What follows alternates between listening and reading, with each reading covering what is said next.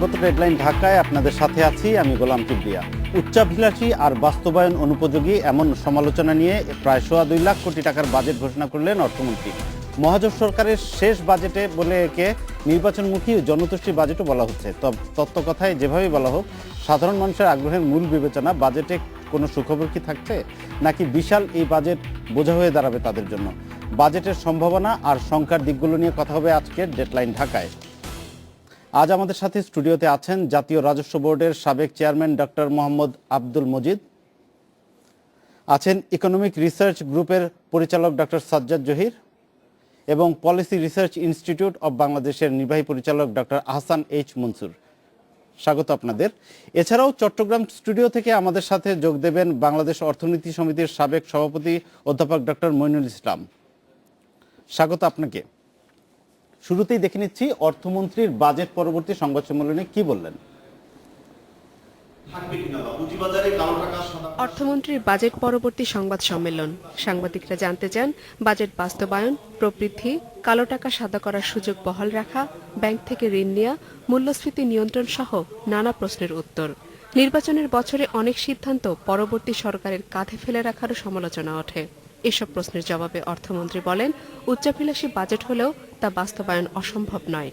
উচ্চাভিলাষী নির্বাচনমুখী বিশাল ঋণ নির্ভর জনতুষ্টির বিশাল ভোটের বাজেট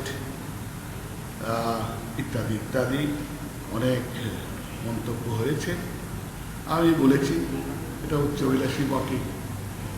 আমার সব বাজেট উচ্চাভিলাষী ছিল এবং সেটা কীভাবে হয়েছে সেটা আপনাদের সামনে আপনাদের জানা। প্রত্যেক বছরই দুর্বল দিক থাকে, এবারেও থাকে। রাজস্ব আদায় নিয়ে আমি মোটেই চিন্তিত নই। উচ্চাভিলাষী হতে পারে, কিন্তু এটা হবে। একটাই ঝুঁকি, রাজনৈতিক স্থিতিশীলতা। একটাই ঝুঁকি, যুদ্ধাপরাধীদের বিচার। কারণ এই স্থিতিশীলতা এবং বিচার এই দুটি সম্পৃক্ত, বোঝা দরকার। বিরোধী দলের অনুপস্থিতিতেই অর্থমন্ত্রীর বাজেট উপস্থাপন কেমন লাগলো, এমন প্রশ্ন ছিল অনেক সাংবাদিকের। আমি যতটি বাজেট দিলাম সেখানে কোনোটিতেই আমাদের বিরোধী দল উপস্থিত ছিলেন না। এটা অত্যন্ত এটা খালি দুঃখ না, এটা একটা জাতীয় ট্র্যাজেডি। অর্থমন্ত্রী বলেন, নির্বাচনের বছর হলেও প্রবৃদ্ধি ঠিক থাকবে। শতভাগ দুর্নীতি দমন হয়েছে কিনা এমন প্রশ্নের জবাবে তিনি বলেন, উচ্চ পর্যায়ে দুর্নীতি নেই, স্থানীয় পর্যায়েও তা অনেক কমে গেছে। বর্তমান সরকার আবারও ক্ষমতায় আসবে এমন আশা জানিয়ে উচ্চাভিলাষী বাজেট করেছে বলে জানান অর্থমন্ত্রী আবুল মাল আব্দুল মুহিত। জিমি আমির, ইন্ডিপেন্ডেন্ট নিউজ, ঢাকা। মোহাম্মদ আব্দুল মজিদ, আমরা দেখতে পেলাম এবারের বাজেটের মোট অর্থায়নের 61% আসবে রাজস্ব বোর্ড নিয়ন্ত্রিত কর থেকে। এটা কতটা বাস্তবসম্মত? এনবিআর এর সামনে কি এর আগে এত বড় লক্ষ্যমাত্রা ছিল, বা এমন কোনো নজির ছিল কিনা আগে? ধন্যবাদ। অ্যাকচুয়ালি 2007-08 অর্থ বছরের আগ পর্যন্ত জাতীয় রাজস্ব বোর্ডের যা টার্গেট দেওয়া হতো সে টার্গেট ফুলফিল হতো না, সবসময় রিভাইজে কমানো হতো বা ইত্যাদি। 2007-08 অর্থ বছর থেকে জাতীয় রাজস্ব বোর্ড তার টার্গেট ক্রস করে বেশি করেছে।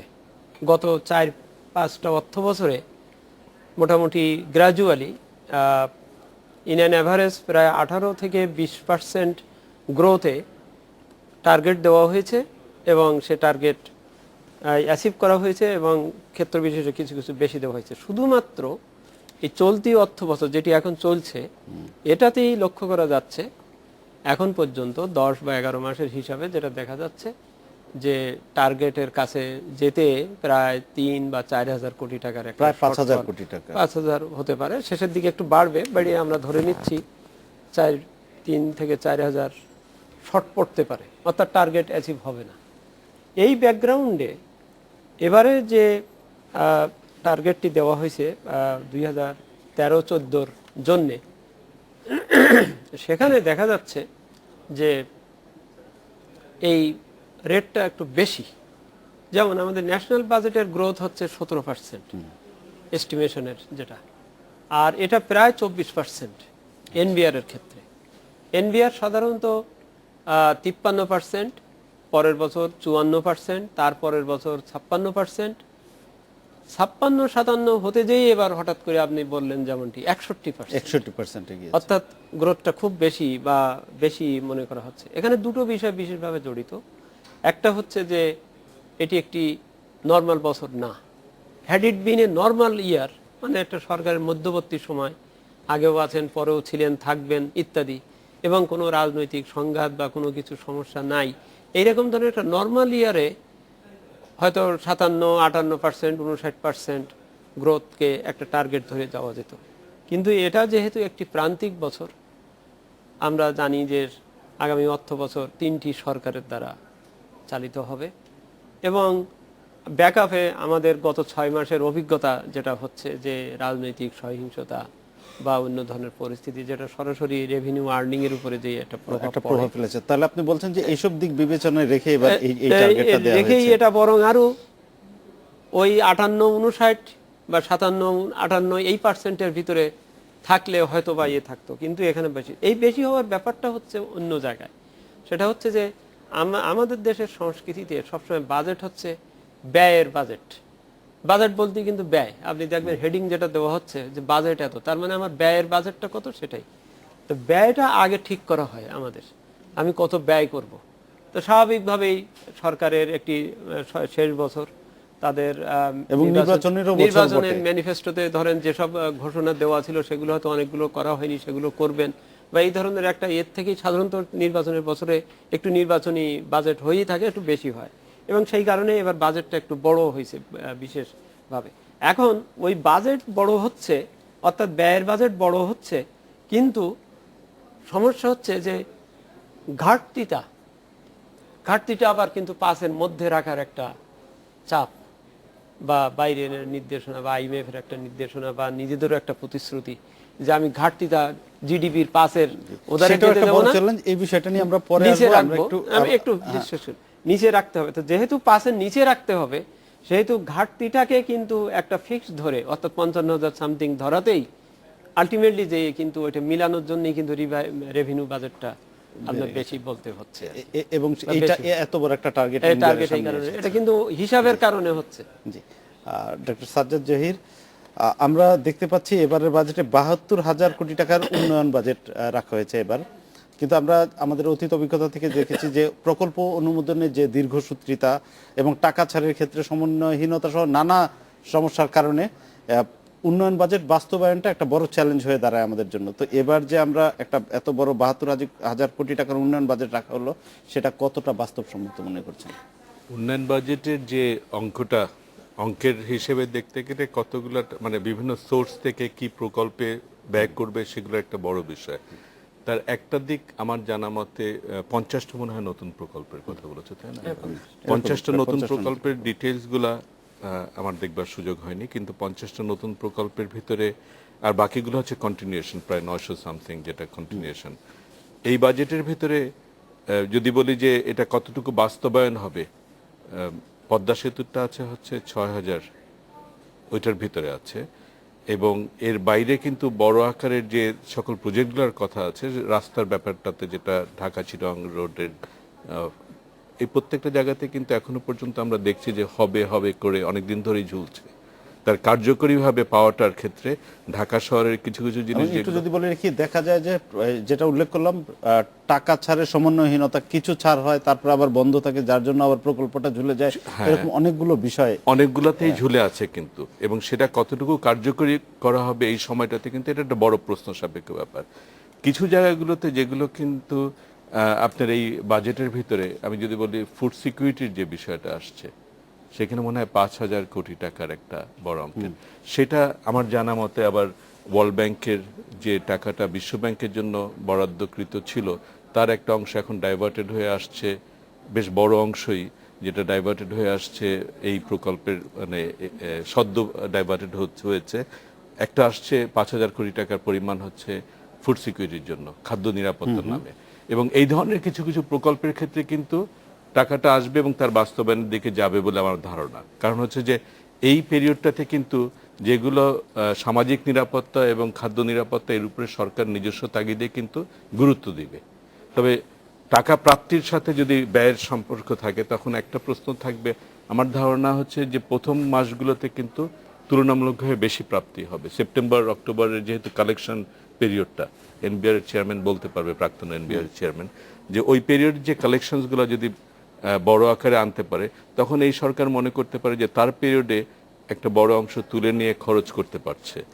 তাহলে বলছেন আপনি এটা অনেকটাই নির্ভর করছে যে যে পরিকল্পনা করা হয়েছে আয় বাড়ানোর, সেটার উপর নির্ভর করছে এই প্রকল্পের না, উন্নয়ন খরচগুলো। প্রকল্পের দিকে যদি আমি সুদূর প্রসারী ব্যাপারগুলোতে কোথায় আটকে আছে সেগুলোর কিন্তু বড় আটকে থাকাটার কারণটা হচ্ছে যে বড় আকারে বাইরের যে সকল ইন্টারেস্টেড গ্রুপগুলোর সাথে নেগোসিয়েশনসগুলো সুনির্দিষ্টভাবে পৌঁছতে পারার ক্ষেত্রে ব্যর্থতাটাই হয়েছে আমাদের উন্নয়ন প্রকল্পগুলোকে কার্যকরী পথে নিতে না পারার। এবং সেগুলো মূলত অবকাঠামোর কেন্দ্রিক, যেগুলো সেই অবকাঠামো কেন্দ্রিকগুলোকে কিন্তু আমরা কার্যকরীভাবে সফল করতে পারিনি, বাস্তবায়ন করতে পারিনি। এবং এই এক বছরের ভিতরে আমরা পারবো বলে মনে করি না, যেগুলো মূল উন্নয়নের সাথে লিঙ্কড আপ, যদি উন্নয়ন প্রকল্প বলতে ওটা। কিন্তু বাজেটের অংশ হিসেবে যদি চিন্তা করি তাহলে এই ৭২-এর ভিতরে একটা অংশ কিন্তু আসছে, যেটা বললাম, যেটা ৫,০০০ কোটি টাকার মতো আসছে, $1.2 বিলিয়ন ইকুইভ্যালেন্ট যেটা রাফলি আসছে সেই জায়গার থেকে। আর স্বায়ত্তশাসিত যে অংশটা ওইটাও এর ভিতরে ইনক্লুডেড, ৮,০০০ কোটি টাকা। সো ওই দিক থেকে কিন্তু ৫৫,০০০ রাফলি মনে হয় যেটা কিনা আমরা ধরবো যেটা এফেক্টিভলি উন্নয়নের ভিতরে। তার ভিতর থেকে তো দুইটা অংশ থেকে আমরা চিন্তা করছি যে একটা অংশ আসছে রাজস্ব ইসের থেকে যেটা উদ্বৃত্ত আসছে, আরেকটা হচ্ছে ব্যাংক, মানে বাইরের থেকে আসছে, একটা ব্যাংকিং সেক্টর থেকে লোন নেবে, ইন্টারনাল লোন নেবে। সেই জায়গাতে যে আমার ধারণা যে আমরা ব্যাংকিং লোনটা নিয়েও আসবো আপনার কাছে। জনাব আহসান মনসুর, আরেকটা চ্যালেঞ্জ আমাদের বাজেটের ৭.২% হারে জিডিপি প্রবৃদ্ধি অর্জন, মূল্যস্ফীতিকে ৭% মধ্যে সীমিত রাখার যে টার্গেট প্রস্তাবিত বাজেটে রয়েছে তা অর্জন কতটা সম্ভব বলে মনে করছেন? প্রবৃদ্ধির অর্জন নিয়ে সবার মনে সংশয়। এখানে বিভিন্ন কারণে রাজনৈতিক যে অচল অবস্থা চলছে সেটার কারণে, এবং বিনিয়োগ আগে থেকেই যে ধরনের নিম্নমুখী প্রবণতা দেখাচ্ছিল সেটা আরও ঘনীভূত হওয়ার সম্ভাবনা আগামী মাসগুলোতে। এসব মিলিয়ে এবং আমরা যেসব তথ্য পাচ্ছি যে ব্যক্তি খাতে বিনিয়োগ জাতীয় আয়ের তুলনায় নিম্নমুখী এখন, এই কনটেক্সটে আমাদের কিভাবে ৭%-এ আমরা যেতে পারবো সেটা সন্দেহ আছে সবারই। আরেকটা আমি জিনিস বলবো যে আমরা শর্ট টার্ম ইন্ডিকেটরসগুলো দেখি, আমরা সেখানে দেখতে পাই যে প্রাইভেট সেক্টর এখন ইম্পোর্টে কিন্তু নিম্নমুখী ধারা বিরাজ করছে। এলসি ওপেনিং এখনও লোকজন খুব সংযত, এবং এলসি সেটেলমেন্ট এখনও বিরাট রকমের নেগেটিভ আছে। সবচেয়ে যেটা যেটা উল্লেখযোগ্য সেটা হচ্ছে প্রাইভেট সেক্টর ক্রেডিট মাত্র 12.5%-এ নেমে আসছে, 12.7%-এ। এটা কিন্তু গত অনেক বছর এইরকম লেভেলের নামে নাই কোনো মাসেই, এতটা নিম্নমুখী। 29-এ গিয়েছিল, যেটা 29টা অতি উচ্চ লেভেল ছিল, সেটা ঠিক না, কিন্তু 12.5 নেমে আসাটাও আবার গ্রহণযোগ্য না, এবং এটা আরো নিচে নেমে যেতে পারে ধারণা করা হচ্ছে। তো এই কনটেক্সটে আমি জানি না কিভাবে ব্যক্তি খাতের অ্যাবসেন্সে শুধুমাত্র গভর্নমেন্ট সেক্টর প্রজেক্ট বাস্তবায়নের মাধ্যমে গ্রোথকে উন্নতি করা যাবে, সাথে সেই অঙ্ক কিন্তু আসে না।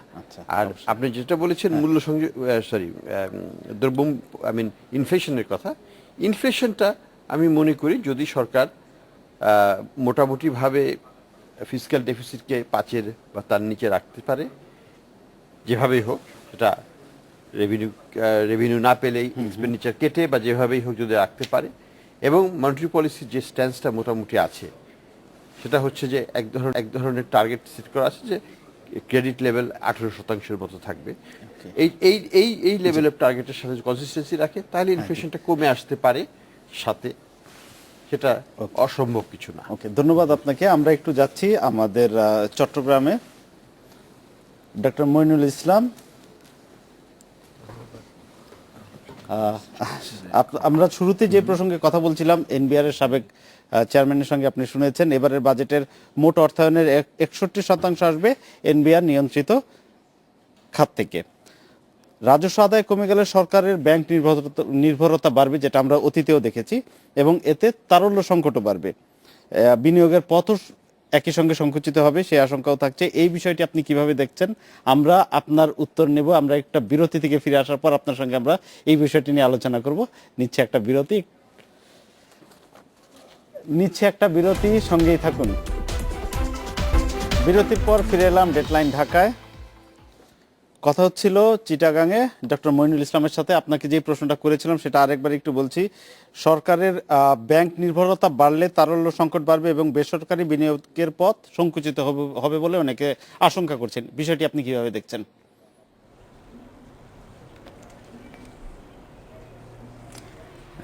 দেখুন,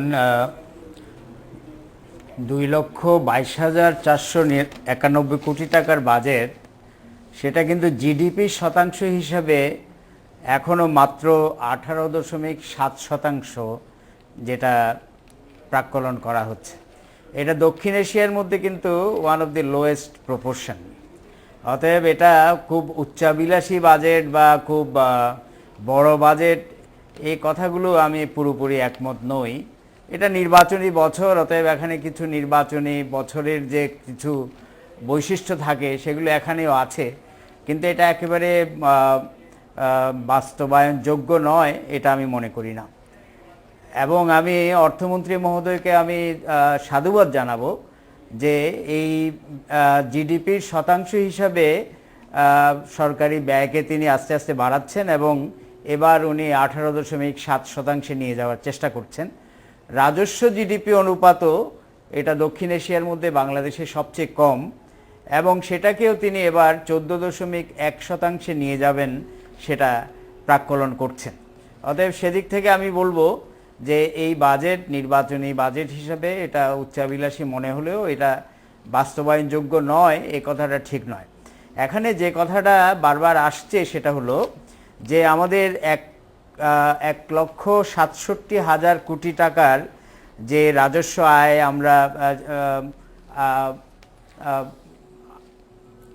আমরা প্রাক্কলন করতে পারবো বলে, সেখানে এনবিআর এর 1,36,090 কোটি টাকা, সেটাও আমি দেখছি যে আপনি যদি বাজেট অ্যাজ এ গ্ল্যান্স যে টেবলটা আছে সেখানে যদি দেখেন, তাহলে 2011-12-তে এটা 91,505 থেকে পরের বছরে ওটা 1,12,259 কোটিতে নিয়ে যাওয়া হচ্ছে। অতএব সেই হিসাবে কিন্তু এই ট্রেন্ডটা বজায় থাকলে 1,36,000 কোটি টাকা, এটাও আমার মনে হয় যে একেবারে অত্যন্ত অযৌক্তিক হয়েছে, সেটা বলা যাবে না। যদিও এটাও আমার মনে হয় যে যদি রাজনৈতিক অস্থিরতা এবং অন্যান্য কোনো ধরনের যে সমস্যাগুলো আমরা ভুগি সেগুলো যদি থাকে, তাহলে এটা নিয়েও সমস্যায় পড়তে পারি আমরা। যে প্রসঙ্গে আপনার সঙ্গে কথা হচ্ছিল, আমি যদি একটু বলি, ব্যাংকিং সেক্টরের যে সরকারের ব্যাংক নির্ভরতা বাড়লে আমাদের কোনো সংকট দেখা দিবে কিনা, সেটা নিয়ে একটু জানতে চাচ্ছিলাম। এখানে 55,000 কোটি টাকার একটা বাজেট ঘাটতি আছে, এবং সেখানে বৈদেশিক সূত্র থেকে তিনি প্রায় 21,000 কোটি টাকা পাবেন আশা করছেন। এখানে আমার মনে হয় যে এটা উচ্চাবিলাসী হয়ে যাবে, হয়তো অতখানি তিনি পাবেন বলে আমার মনে হয় না। অতএব ব্যাংকের থেকে তার নিতে হবে, না হয় সাধারণ জনগণ থেকে নিতে হবে। এখন সাধারণ জনগণের যে সঞ্চয়পত্র সেটা কিন্তু অলমোস্ট কলাপস করে গেছে বাংলাদেশে। অতএব ব্যাংকের উপর যে নির্ভরতা সেটা দিন দিন বাড়ছে, এবং তার ফলে সুদের হার সেটা সরকারের উপরে বোঝা হিসেবে আসছে। আমরা দেখতে পাচ্ছি যে এবছরের বাজেটে প্রায় 27,000 কোটি টাকা, যেটা second largest after civil administration, সেটা কিন্তু সুদ ব্যয়ের জন্য ব্যয় হচ্ছে, অভ্যন্তরীণ এবং বৈদেশিক সুদের জন্য। এটা একটা ভালো প্রবণতা নয়। এটাকে আমি বলবো যে আমাদের খেয়াল রাখতে হবে যে ব্যাংকের থেকে লোন নিলে সেটা সুদের বোঝা এই বাজেটের বিরাট অংশ খেয়ে ফেলবে। এখানে কিন্তু যেটা খেয়াল রাখতে হবে সেটা হলো যে ব্যাংকে কিন্তু এখন উদ্বৃত্ত তারল্য আছে। এখানে আমরা যেটা সত্যিকার সমস্যা সেটা হলো যে আমাদের বিনিয়োগ জিডিপি রেশিও কিন্তু ওই 25-26-এর মধ্যে আটকে আছে, এবং সেখানে প্রাইভেট সেক্টরের যে বিনিয়োগ সেটা এই বছর 20% নিচে নেমে যাচ্ছে। অতএব এটা একটা অত্যন্ত খারাপ প্রবণতা, কারণ আমাদের প্রবৃদ্ধির হার যদি সত্যিকারভাবে 7.2-এ নিতে হয়, তাহলে এই প্রাইভেট সেক্টরের যে বিনিয়োগের একটা স্থবিরতা আমরা দেখতে পাচ্ছি, এটা বাড়ছে না, সেটার থেকে বেরিয়ে আসতে হবে। এবং এখানে স্থবিরতার কারণ আমরা জানি, গ্যাসের সমস্যা, বিদ্যুতের সমস্যা, এবং সবশেষে রাজনৈতিক যে একটা ডামাডোলের মধ্যে একটা ধ্বংসাত্মক রাজনীতির কবলে আমরা পড়ে গেছি, তার ফলে আসলে এই ব্যাপারটা ঘটেছে। মানে এই কিন্তু ব্যাংকে সবগুলো কিন্তু বিষয় নিয়েই উদ্বৃত্ত আমাদের তারল্য আছে। ব্যাংকের সমস্যা যেটা হয়ে গেছে, জি জি হ্যাঁ, ব্যাংকের সমস্যা যেটা হয়ে গেছে সেটা হলো, হ্যালো, হ্যাঁ, ব্যাংকের সমস্যা যেটা হয়ে গেছে যে স্টক মার্কেটে তাদের যে ক্র্যাশের ফলে তাদের অনেক টাকা আটকে আছে, এবং বিভিন্ন ব্যাংকের অনেকগুলো স্ক্যাম, যেগুলো বড় বড় স্ক্যান্ডাল যেটা আমরা দেখতে পাচ্ছি যে আত্মসাৎ করার যে বিষয়গুলো আছে, তার ফলে আসলে ব্যাংকিং সেক্টরের যে একটা অনেকে এখন ব্যাংকের নিয়ম কানুন মেনে তারা ব্যাংকের কাছে বিনিয়োগের জন্য যাচ্ছেন না। অতএব এখানে উদ্বৃত্ত তারল্য আছে, আবার সুদের হার অত্যন্ত বেশি, এটাও একটা কারণ, এবং সেটা একটা বড় সমস্যা মনে করি যে আমাদের এই সুদের হার এখন আসলে। ধন্যবাদ আপনাকে 15, 16, 17, আমাদের সঙ্গে থাকবার জন্য, ডক্টর মইনুল ইসলাম, আপনাকে অনেক ধন্যবাদ। আমরা ফিরে আসছি ডক্টর আসানিস মনসুর। আমরা কথা বলছিলাম ব্যাংকিং সেক্টর নিয়ে। এবার বাজেটে ব্যাংকিং সেক্টরটাকে কিভাবে অ্যাড্রেস করা হয়েছে বলে আপনি মনে করেন? আমার মনে পড়ছে না যে এখানে ব্যাংকিং সেক্টরকে স্পেসিফিক্যালি অ্যাড্রেস করে কোনো কিছু আছে, যদিও ব্যাংকিং সেক্টরের ইস্যুগুলো একটা বার্নিং ইস্যু হয়ে গিয়েছে, কারণ বেশ 20 বছর ধরে ধারাবাহিকভাবে ব্যাংকিং সেক্টরে কিন্তু আমরা অগ্রগতি লক্ষ্য করছিলাম, কিন্তু 2012 সালের মাঝামাঝি এসে সবগুলো সূচক আবার উল্টো দিকে মুভ করা শুরু করলো, অর্থাৎ খারাপের দিকে যাচ্ছে। আমাদের লোন লস, আমাদের ব্যাংকের প্রফিটেবিলিটি, ব্যাংকের রিটার্ন অন অ্যাসেটস, ব্যাংকের এবং এগুলোর কারণে দুটো জিনিস হবে। একটা হচ্ছে যে ব্যাংকের স্প্রেড যেটা অলরেডি 5-6 এর মাঝখানে আছে, সেটা উপর চাপ পড়বে, কারণ লোন লসটা ব্যাংক কার কাছ থেকে পোষাবে, সেটা তো কাস্টমারকে চাপিয়ে দিবে। ফলে যেটা হবে যে ব্যাংকের স্প্রেডটা আরও বেড়ে যাওয়ার সম্ভাবনা থাকবে, এটা একটা দিক। আর 2 নম্বর যেটা আমরা আশা করেছিলাম থাকা উচিত ছিল, সেটা হচ্ছে রাষ্ট্রায়ত্ত ব্যাংকগুলোতে বিভিন্ন গভর্নেন্স প্রবলেমের কারণে যে ধরনের দুর্নীতি এবং যে ধরনের সম্পদের অপব্যবহার হয়েছে, তার ফলে ব্যাংকগুলো বেশিরভাগই এখন ব্যাংকরাপ্ট, তাদের কোনো ক্যাপিটাল নেগেটিভ মানে বিগ নেগেটিভ নাম্বার। এবং এখানে সরকারের কিন্তু একটা বড় রকমের অনুদান লাগবে। কিন্তু অধ্যাপক মইনুল ইসলাম বললেন যে ব্যাংকগুলোর তারল্য সংকট নেই, তাদের উদ্বৃত্ত। দুটো জিনিস, একটা হচ্ছে ব্যাংকের যে ক্যাপিটাল আছে, সেই ক্যাপিটালের চাইতে যদি তাদের লসটা বেশি হয়ে যায়, তাহলে তাদের নেট অ্যাসেট হচ্ছে নেগেটিভ। সেটা আমাদের রাষ্ট্রায়ত্ত ব্যাংকগুলোর জন্য ওই সিচুয়েশনটা এখন বিরাজ করছে, প্রত্যেকটাতে না, একটা ছাড়া বাকিগুলোতে। এখন ইস্যুটা হচ্ছে যে এখানে কিন্তু সরকারের তখন ভর্তুকি মানে কি, ক্যাপিটাল ইনজেকশন করতে হয়, এবং এটা ধ্রুব সত্য, সোনালী ব্যাংকে অবশ্যই টাকা দিতে হবে সরকারকে, সেটা কিন্তু কোথাও স্পেসিফিক্যালি ওইভাবে বলা নাই। এবং গভর্নেন্স অ্যাড্রেস না করে যদি করা হয়। হ্যাঁ, এবং আরেকটা ইস্যু হচ্ছে টাকা সরকার কেন দিবে, যেখানে গভর্নেন্সের ইস্যুটা এখনো অ্যাড্রেস করা হয় নাই। পাবলিক মানি কেন এখানে ব্যবহার করা হবে, সেই ইস্যুটাও কিন্তু জাস্টিফিকেশন এখানে নাই। এটা কিন্তু থাকা উচিত ছিল, কারণ ব্যাংকিং খাতকে আমরা তো বেশি দিন রাষ্ট্রায়ত্ত ব্যাংকিং খাতকে এইভাবে রাখা যাবে না। আমরা যদি একটু ডক্টর সাজ্জাদ জহিরের কাছে আসি, যে প্রসঙ্গে কথা হচ্ছিল ব্যাংকিং খাতের গভর্নেন্সের ব্যাপার, তাদের সুশাসন কিভাবে প্রতিষ্ঠা করা যায়, এই বিষয়টিকে বাজেটে কিভাবে আপনি মনে করেন অ্যাড্রেস করা যেত, অ্যাকোমোডেট করা যেত? আমার মনে হয় আমরা বাজেটকে নিয়ে আসলে দুই জায়গাতে এটা দুমুখভাবে চিন্তা করি। একটা হচ্ছে যে এটাকে একটা অর্থনৈতিক পলিসি কাঠামোর রূপরেখা দিচ্ছে এই ভাবনার থেকে, আরেকটা হচ্ছে একটা সরকারের নিজস্ব আয় ব্যয়ের হিসেব নিকেশগুলোর একটা অনুমোদনের ব্যাপার, যাতে পরবর্তী বছরে কাজ শুরু করতে পারে।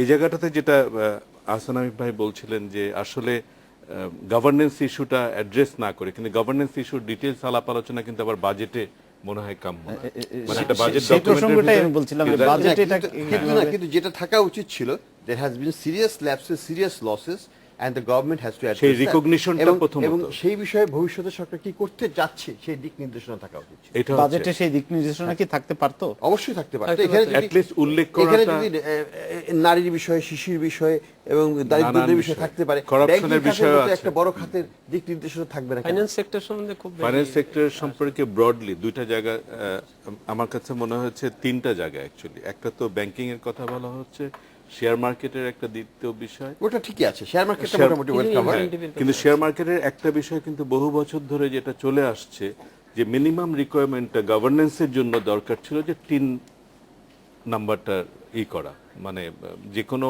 শেয়ার আমি যদি কিনি BOI অ্যাকাউন্টের তাহলে সাথে। হ্যাঁ BOI সেটা কিন্তু অ্যাকাউন্টের এখনো সাথে হয়নি। এখনো পর্যন্ত এই যে 5 বছর পার হলো, প্রথম থেকে শুনে আসছি যে আসলে BOI অ্যাকাউন্টের সাথে 3 নাম্বারটা, এটা জাস্ট গভর্নেন্সের জন্য দরকার, ইনফরমেশন দরকার। সরকার কাউকে মওকুফ করুক বা না করুক, এটা খুব জরুরি। তৃতীয় যে দিকটার সাথে আমার মনে হয় ফাইন্যান্সিয়াল সেক্টরের সাথে লিঙ্কড আপ, এক্সচেঞ্জ রেটের সাথে লিঙ্কড আপ হয়ে আছে, যেটা একটু দেখার দরকার। কারণ এবং আমার মনে হয় রেভিনিউ জেনারেশন একটা পটেনশিয়াল সোর্স ছিল, কিন্তু রিয়েল এস্টেটগুলো গভর্নেন্সের আওতায় আনার ভিতর দিয়ে, কারণ মেজর ক্যাপিটাল গেইনসগুলো ঘটেছিল কিন্তু ওই সেক্টরটাতে। সেই সেক্টরটাকেও আমরা কিন্তু গভর্নেন্সে আনতে সেখানে পারি তার না। উল্টোটা হলো, কালো হ্যাঁ, টাকাকে এই- সেখানে এই- এই যা প্রসঙ্গে- ব্যবস্থা এই দেওয়া প্রসঙ্গটা নিয়ে আমরা আসবো একটা বিরতির পর। আমরা এই প্রসঙ্গটাতে আসবো। আরো একটি বিরতির পালা, সঙ্গেই থাকুন।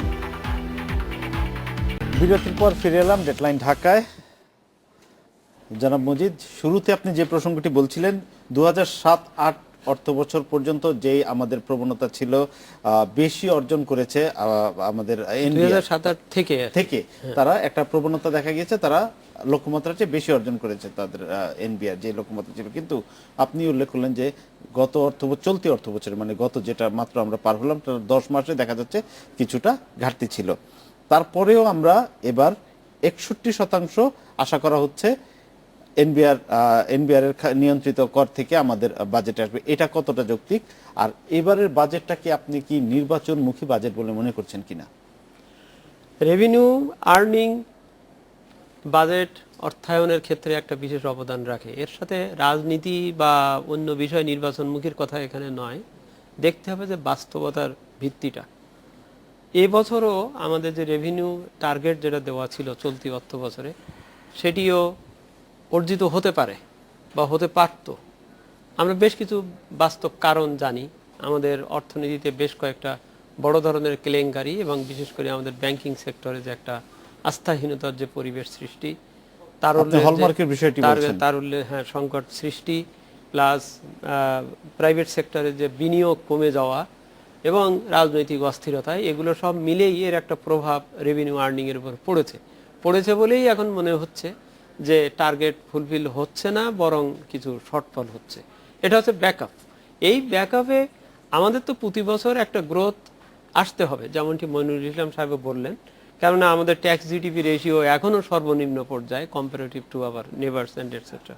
সেই অর্থে 14% যাওয়ার যে প্রত্যাশাটা, এটা অমূলক না, এটা ঠিক আছে। কিন্তু দেখতে হবে যে কোন সময়ে, কোন অবস্থায়, যখন আমার এবছরের এই টার্গেটের এই অবস্থা এবং আগামী বছরের সবচেয়ে আমি বিশেষ জোর দেব 3 সরকারের বছর। এটা বাস্তবতা যে 3টা সরকার। 3 সরকার মানেই হচ্ছে যে কোনো একটা সরকার বা কোনো একজন তার লক্ষ্যমাত্রা এগিয়ে নেওয়ার জন্য যে নেতৃত্ব দেওয়ার যে বিষয়টা, যে স্ট্রং কমিটমেন্টের যে বিষয়টা, সেটি ভাগ হয়ে যাবে 3 সরকারের কাছে। এবং 3 সরকার যেহেতু এই বিষয়গুলোকে ডিল করবেন, সেহেতু এটা বিবেচনায় রেখে আমি এই টার্গেট বড় ধরনের করছি বা করে সেটা সাকসেসফুল হবে কিনা। কারণ এটা না হলে সমস্যা হচ্ছে এই যে আমি যখন একটা বড় টার্গেট ধরছি, অর্থাৎ প্রত্যাশা করছি রেভিনিউ আর্নিং এর, সেই ধরেই কিন্তু আমি ব্যয়ের বাজেট করেছি। অথচ যদি দেখা যায় যে আমার ব্যয় ঠিকই হবে, যেমন কিছুক্ষণ আগে যেটা বলা হলো, ব্যয় হবে বিশেষ করে অক্টোবর মাস পর্যন্ত, অর্থাৎ বর্তমান সরকার থাকা পর্যন্ত কিন্তু একটা বড় ধরনের ব্যয় হবে, কেননা বেশ কিছু বরাদ্দ দেওয়া আছে এবং করা হবে। তো এই একটা সম্পূর্ণ প্রশ্ন ছিল আপনার কাছে। আপনি কিন্তু শুরুতে আবার এটাও উল্লেখ করেছিলেন যে নির্বাচনের বছরে এরকম একটা বাজেট অযৌক্তিক না, তার মানে এই বাজেটটি করার আগে নির্বাচনের বিষয়টি মাথায় রাখা হয়েছিল।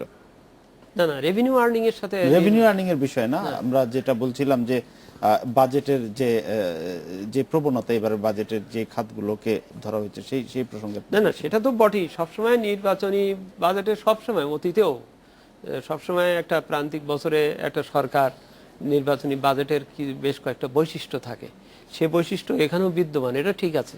কিন্তু কথা হচ্ছে যে রেভিনিউ আর্নিং এর ক্ষেত্রে যেটা দেখা যাচ্ছে যে আমরা প্রতি বছরের ধারাবাহিকতায় আমরা ইনক্রিমেন্টাল বাজেট করছি, এটা ঠিক আছে, কিন্তু বুঝতে হবে যে সার্বিক পরিবেশটি কেমন। যেমন আমাদের এই গত 6 মাসের যে সার্বিক পরিস্থিতি, আমাদের অর্থনীতির, আমাদের ব্যাংকিংয়ের, আমাদের বিনিয়োগের, কারণ যে অর্থনীতির কাছ থেকেই আমি রেভিনিউ আর্ন করব, সেই অর্থনীতি সুস্থ আছে কিনা, ব্যবসা বাণিজ্য ঠিক মতো চলছে কিনা, কর্পোরেট ট্যাক্স আমি যে প্রত্যাশা করছি সেই কর্পোরেট সেই তাদের সেই ব্যাংকগুলোর যে আমরা অবস্থা দেখছি, এই বিষয়গুলো মাথায় রেখেই আসলে হ্যাঁ, পরিকল্পনা এই পরিকল্পনা, কারণ না করলে হচ্ছে কি যে তাহলে এটা যে চাপ সৃষ্টি করবে, আলটিমেটলি যে ব্যাংক বরোয়িং এ যে বাড়বে। এবং আরেকটাও হতে পারে, এটা অস্বাভাবিক কিছু না, যে এই টার্গেট ফুলফিল করার জন্য যারা এক্সিস্টিং করদাতা আছেন তাদের উপরে যেও কিন্তু একটা মনস্তাত্ত্বিক চাপ সৃষ্টি হবে, এবং অনেকগুলো প্রণোদনা বা অনেকগুলো রেয়াত দেওয়ার বা অনেকগুলো সুযোগ দেওয়ার কাটেল করা হতে পারে। জি, ধন্যবাদ। কারণ যেহেতু এগুলোর উপরে আমরা চাপ একটু থাকবে। ডক্টর সাজ্জাদ জহিরের কাছে যাচ্ছি। যে প্রসঙ্গে আপনার সঙ্গে কথা হচ্ছিল, ব্যাংকিং সেক্টরে সুশাসন প্রতিষ্ঠার বিষয়ে আমরা কথা বলছিলাম। তার বিপরীতে আমরা দেখতে পাচ্ছি এবারের বাজেটে আবাসন খাতে বিনিয়োগের ক্ষেত্রে কালো টাকা সাদা করার বিষয়টি রাখা হয়েছে।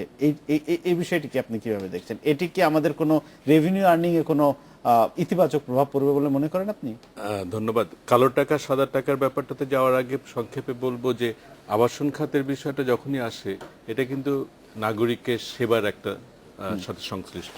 আমরা এতক্ষণ আলাপ করছি, দেখবেন বেশিরভাগ ক্ষেত্রে আমরা যখন কর নিয়ে আলাপ করি তখন যেন সরকারের একটা অধিকার আছে কর আরোপ করার, কিন্তু তার বিনিময়ে সরকার কি দেওয়ার দরকার সেটা নিয়ে আমরা আলাপ করি না। কিন্তু এটার যদি কোনো একটা সেবা তার দাম ধার্য করা হয়, সেইভাবে যদি চিন্তা করি, তাহলে সরকারের কিন্তু পাল্টা কিছু দায়িত্ব বর্তায়। আবাসন খাত একটা আমি উদাহরণ হিসেবে দেখছি যে সেখানে সরকারের কিছু দায়িত্ব আছে যখন লোকজনের কাছ থেকে কর আরোপ করছে, যেটা কিছু কিছু উল্লেখ আছে, আমি কালো টাকাটা পরে আসছি। কিন্তু সেই কর আরোপের ক্ষেত্রে কিন্তু বাড়ানো হচ্ছে, ভ্যালুয়েশনটা কিছু অ্যাডজাস্টমেন্ট হয়েছে, যেটা ভালো লক্ষ্য, কিন্তু তার বিনিময়ে যে সেবাগুলো দেওয়ার দরকার সেই সেবার খাতে কিন্তু গভর্নেন্সের ক্ষেত্রে কিন্তু কোনো উন্নতি আনার কোনো লক্ষণ দেখছি না আমরা। ল্যান্ড ম্যানেজমেন্ট সম্পর্কে সংক্ষেপে একটা বক্তব্য আছে, কিন্তু বিস্তারিত কোনো দিক নির্দেশনা নাই। ডিজিটাইজেশনের কথা বলা হচ্ছে, কিন্তু বাস্তবে তার প্রায়োগিক দিক দেখছি না। এটা আমরা অনেকদিন ধরেই শুনছি যে, কিন্তু এর কোনো বাস্তবায়ন দেখছি না। এখন কালো টাকা সাদা টাকার বিষয় কিন্তু আমরা বহু বছর ধরে দেখে আসছি, এবং প্রতিবারই নানান কথা বলা হয়। এমনকি আমাদের মাননীয় অর্থমন্ত্রী প্রথম থেকেই এই কথাটার ব্যাপারে ব্যঙ্গাত্মকভাবে বলেছেন যে এটা করাটা ঠিক না, আবার চাপে পড়ে করছে, এই ধরনের কথা শুনে আসছি। কিন্তু বাস্তবটা কি দেখছি আমরা, যে আসলে আমরা এ পর্যন্ত এমন কোনো ব্যবস্থা তৈরি করতে পারিনি যে ব্যবস্থাটা নৈতিকভাবে গ্রহণযোগ্য, এবং যেটা নৈতিকভাবে সরকারকে ওই অধিকার দিবে যে আমার উপরে কর আরোপ করবে। আমি ব্যক্তি হিসেবে বলছি, নাগরিক হিসেবে বলছি। সেদিক থেকে আমি যখন দেখছি যে কালো টাকাকে সাদা টাকা, আমি কালো টাকার উৎসগুলোকে ধাপে ধাপে যেটাকে নিয়ন্ত্রণে আনার দরকার ছিল, নজরদারিতে আনার দরকার ছিল, এ ব্যাপারে কিন্তু বিস্তারিত প্রস্তাবনা বহু বছর ধরে দিয়ে আসা হচ্ছে, যেটা শেয়ার বাজারের ক্ষেত্রে টিনের প্রবর্তন অথবা ল্যান্ড একটু যদি সংক্ষেপে রেজিস্ট্রেশন। বলতেন, যদি আমরা আবাসন খাতে কালো টাকা সাদা করার সুযোগ রাখি, সেটা কি আমাদের রেভিনিউ আর্নিং এ কোনো ইতিবাচক ভূমিকা রাখবে বলে আপনি মনে করেন? আপনাদের হিসেব আছে কালো টাকা থেকে সাদা টাকা করার নাম দিয়ে যে কি পরিমাণ অর্থ আসে, কিন্তু তার থেকে বড় লং টার্মের কিন্তু নেগেটিভ এফেক্ট পড়ছে। কারণ আমরা যখনই ব্যর্থ হচ্ছি, বুঝতে পারছি আপাত দৃষ্টিতে কিছু লাভ হলেও আসলে সামগ্রিকভাবে এটা ক্ষতি করে আসছে, এই সমাজের প্রত্যেকটা ব্যবস্থাপনার ক্ষেত্রে ক্ষতি করে আসছে। জি, ধন্যবাদ আপনাকে। আমরা যাচ্ছি ডক্টর আহসান এইচ মনসুর, যে প্রসঙ্গে বলছিলাম, এবারের বাজেটটা গ্যাস বিদ্যুৎ সংকটের জন্য শিল্প খাতে বিনিয়োগ স্থবির, যেটা আমরা আগেও শুনেছি, আমাদের আলোচনায় উঠে এসেছে। চলতি বছর যুক্ত হয়েছে রাজনৈতিক অস্থিরতা, যেটা আমরা গত কয়েক মাসে প্রত্যক্ষ করলাম। রাজস্ব নির্ভর বাজেট এই পরিস্থিতিতে, সেটা আমাদের এবারের যে রাজস্ব নির্ভর বাজেট যেটা ঘোষণা করেছে, বাস্তবায়ন কতটা সম্ভব বলে মনে করেন আপনি?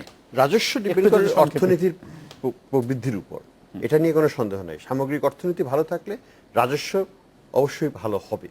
কাজে যদি অর্থনীতি ভালো না থাকে, রাজস্ব ভালো হতে পারে না। এখানে আমি কয়েকটা জিনিসই বলি।